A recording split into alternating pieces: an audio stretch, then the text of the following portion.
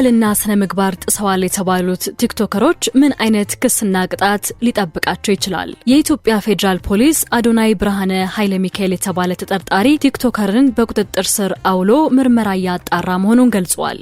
ውድ የቻናላችን ቤተሰቦች አብራችሁን ላላችሁም ለምትወዳጁንም ምስጋናችን ይድረሳችሁ። ዛሬም በቆይታችን ከሰሞኑን መነጋገሪያ ስለሆኑ ቲክቶከሮች አዳዲስ መረጃዎችን ይዘንላችሁ መተናል። እስከ መጨረሻው ድረስ አብራችሁን እንድትቆዩ የአክብሮት ግብዣችን ነው።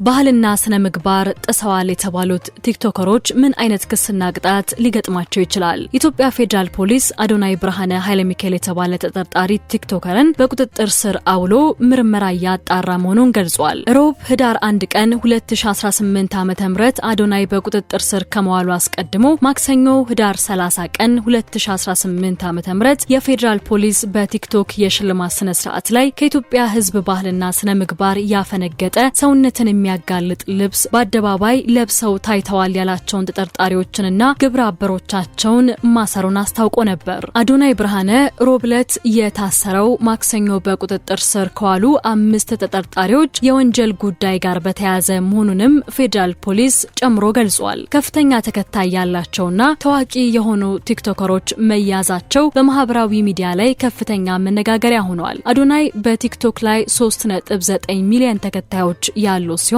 ማክሰኞ ዕለት በቁጥጥር ስር ከዋሉት መካከል ወንጌል በቲክቶክ ስሟ ኢቫን 700,000 ገደማ እንዲሁም ዮሐንስ ወይንም በቲክቶክ ስሙ ጃኒ 434,000 ገደማ ተከታዮች አሏቸው። ፖሊስ ከኢትዮጵያ ህዝብ ባህልና መልካም ስነ ምግባር በተቃራኒ የሆነ አለባበስ ለብሰው ታይተዋል ያላቸው ወንጌላዊት ገብረ እንድሪያስ ዮሐንስ መኮንንና ግብረ አበሮቻቸው ናቸው የተባሉት በረከት ጸጋዬ፣ መቅድም ደረጀ፣ ግሩም ገዛኸኝ በቁጥጥር ስር መዋላቸው የተገለጸው ማክሰኞ ዕለት ነው። እነዚህ የማህበራዊ ሚዲያ ተጽዕኖ ፈጣሪዎች እስካሁን ድረስ ፍርድ ቤት ስለመቅረባቸው የተባለ ነገር የለም። ፖሊስ ሮብለት አዶናይን በቁጥጥር ስር መዋል በገለጸበት የፌስቡክ ልጥፉ ላይ እውቅናና ገንዘብ ለማግኘት ብቻ በማሰብ ሚዲያዎችን ኃላፊነት በጎደለው መንገድ የሚጠቀሙ ያላቸው ወጣቶች ላይ እርምጃ መውሰዱን እንደሚቀጥል አስታውቋል። በተለይ ወጣቱ ትውልድ በመልካም ስነ ምግባር ተቀርጾ አገርን የሚጠቅሙ ተግባራትን እንዳያከናውንና በተቃራኒው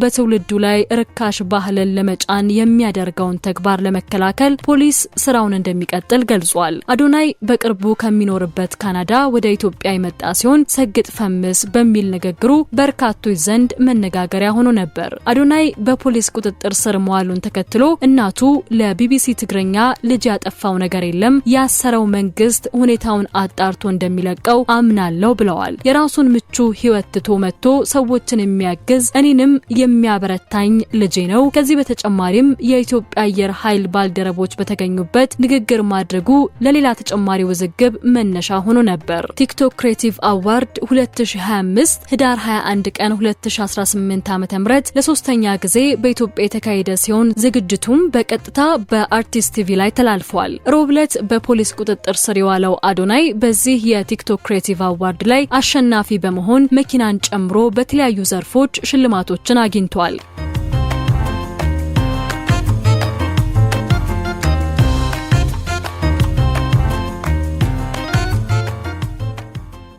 የቲክቶከሮቹ እስር ምንን ያመለክታል?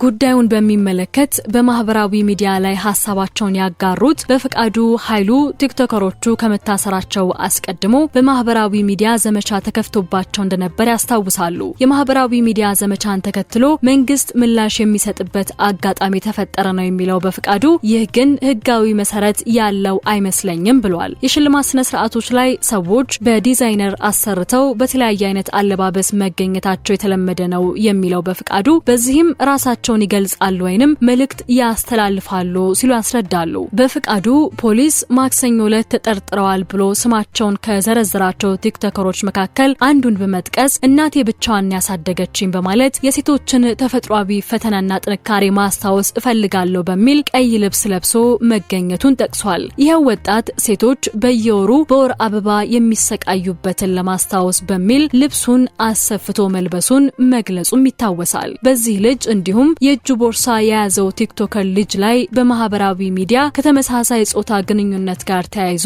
ዘመቻ ተከፍቶባቸው እንደነበር በፍቃዱ ይናገራሉ። ይህ የማህበራዊ ሚዲያ ውንጀላ ሀቅ ላይ የተመሰረተ አይደለም የሚለው በፍቃዱ ስሜታዊነትና ግምት ላይ የተመሰረተ ፍርሃት ነው ሲል ያጣጥላል። በፍቃዱ በእኔ እምነት የጸጥታ ኃይሎች ምላሽ እየሰጡት ለዚህ ዘመቻ ነው ሲል ተናግሯል። አቃቤ ሕግ የትኛውን የሕግ አንቀጽ እንደሚጠቅስ ገና አልታወቀም የሚለው በፍቃዱ አስረን እየመረመረን ነው ማለቱን በማስታወስ የለበሱት በአደባባይ የሚታይ ነገር በመሆኑ አስረው ምን እንደሚመረምሯቸው ራሱ አላውቅም ብሏል። ቲክቶከሮቹ የተላለፉት የሕግ አንቀጽ ካለ በቀጥታ ክስ ቢመሰረተባቸው የተሻለ እንደነበር ጨምሮ ገልጿል።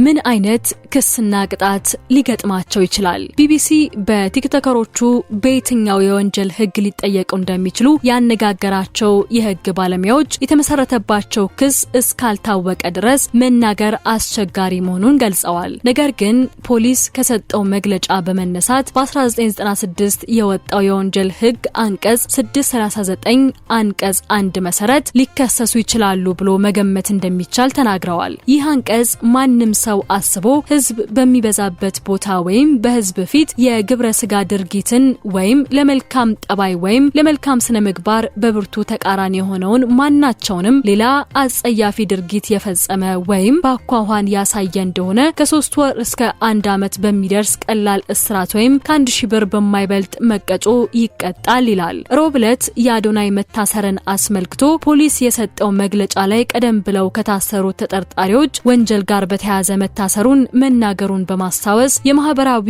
ወጀብን ተከትሎ በቲክቶክ ላይ የወጣቶች ድምጽ ከፍ ያለ ስለሆነ ያንን ለማፈንና ለማስደንገጥ የፈለገ ነው የሚመስለው ብሏል። ቲክቶክ ክሬቲቭ የውድድርና የሽልማት ስነ ስርዓት የወጣቶችን ፈጠራ ችሎታ ከማበረታታት ባለፈ የሀገርን ገጽታ በመገንባት ረገድ አስተዋጽኦ እንደሚኖረው አዘጋጆቹ በወቅቱ ተናግረው ነበር። የውድድሩ አዘጋጆች የሽልማት ስነ ስርዓቱ የወጣቶችን የፈጠራ ችሎታ ከማበረታታት ባለፈ የሀገርን ገጽታ መገንባት ረገድ አስተዋጽኦ እንዳለው አዘጋጆቹ ይናገራሉ። በችሎታቸው አገርን በጥሩ ስም ማስጠራት የሚችሉ እንዲሁም ሰላምን በዲጂታል መረብ የሚያስተዋውቁ ወጣቶችን ለማበረታታት ያለመ ነው በተባለው በዚህ የሽልማት ስነ ስርዓት ላይ ከ5 ሚሊዮን ብር በላይ ለሽልማት መዋሉ ተገልጿል።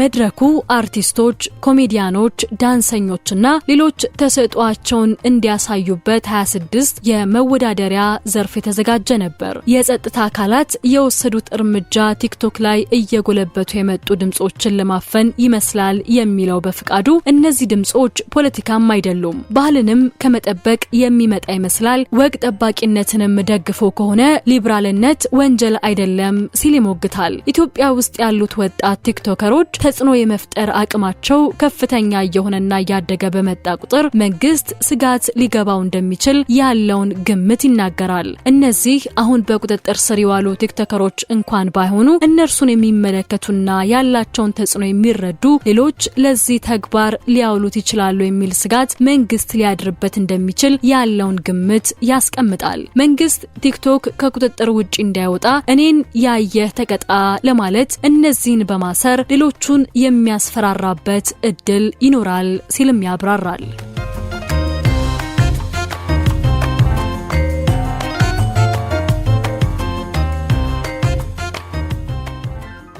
ውድ የቻናላችን ተከታታዮች ቻናላችንን ሰብስክራይብ፣ ሼር፣ ላይክ በማድረግ ይወዳጁን፣ ቤተሰብ ይሁኑን።